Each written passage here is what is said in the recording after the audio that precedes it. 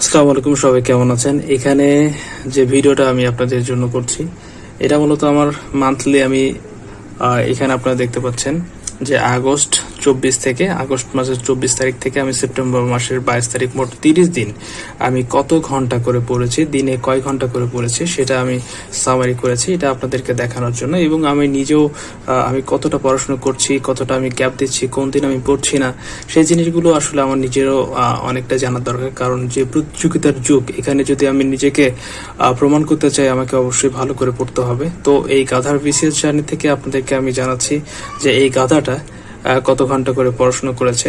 প্রথমে দেখেন 24 তারিখ প্রথম দিন আমি যেদিন থেকে শুরু করেছি সেটা আমার হচ্ছে 9 ঘন্টার মতো, 9.5 ঘন্টা।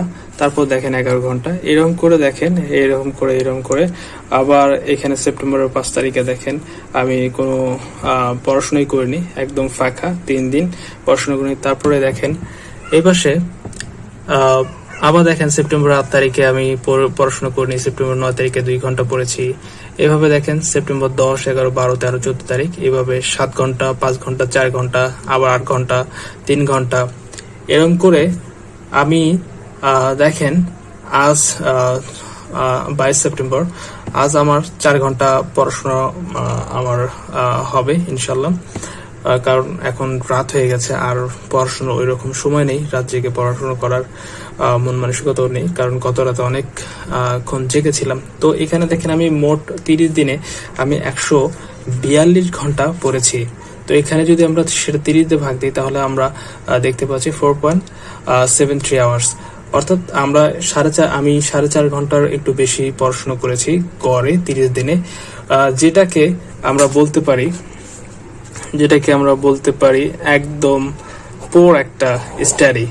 সো আপনি যদি বিসিএস সহ অন্যান্য জবে আপনি যদি ভালো করতে চান, আপনাকে অবশ্যই অ্যাভারেজে আপনাকে 7+ মিনিমাম আপনাকে 8 ঘন্টা প্লাস আপনার মান্থলি থাকতেই হবে। এটা আমার বর্তমানে 8-এর অর্ধেক রয়েছে, অর্থাৎ 4.something রয়েছে। তো এই যে একটা ব্যাপার, আমার যে পড়াশোনার গ্যাপ, এই যে গাধার পড়াশোনার গ্যাপ, এটাকে আমি কিভাবে সামনের মাসে অর্থাৎ সেপ্টেম্বরের 22 থেকে অর্থাৎ সেপ্টেম্বরের 23 তারিখ থেকে পরের মাস যে 1 মাস সময় যতদিন লাগে ততদিনে আমি কিভাবে আমাকে ইমপ্রুভ করতে পারি, আমি কিন্তু এইখান থেকে আমি যে অ্যানালাইসিস করেছি এটা একজন ছাত্রের জন্য দরকার।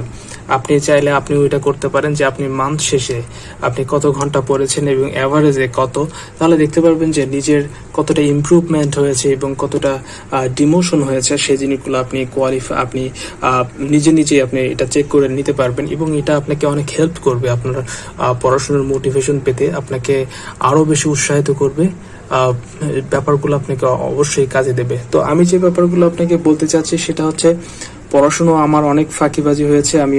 আমি যেহেতু একটা সংবাদ মাধ্যমের সাথে জড়িত, আমি সাংবাদিক হিসেবে কাজ করছি এবং নিজের একটা আমার হাউস রয়েছে।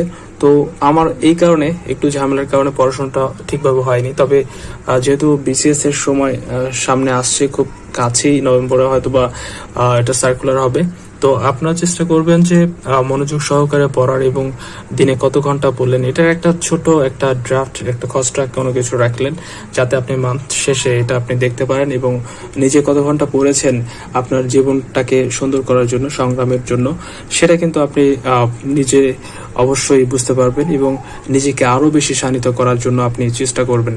তো সবাই ভালো থাকবেন, ধন্যবাদ সবাইকে, আমার জন্য দোয়া করবেন যাতে আগামী মাসে আমি 8 ঘন্টা প্লাস 10 ঘন্টা প্লাস করে আমি রাখতে পারি এবং এই প্রচেষ্টাটা অব্যাহত রাখতে পারি। ধন্যবাদ সবাইকে, আসসালামু আলাইকুম। আর যারা নতুন আমার চ্যানেলে সাবস্ক্রাইব করে রাখতে পারেন, গাধার বিসিএস জার্নির সাথে থাকুন। ধন্যবাদ, আসসালামু আলাইকুম।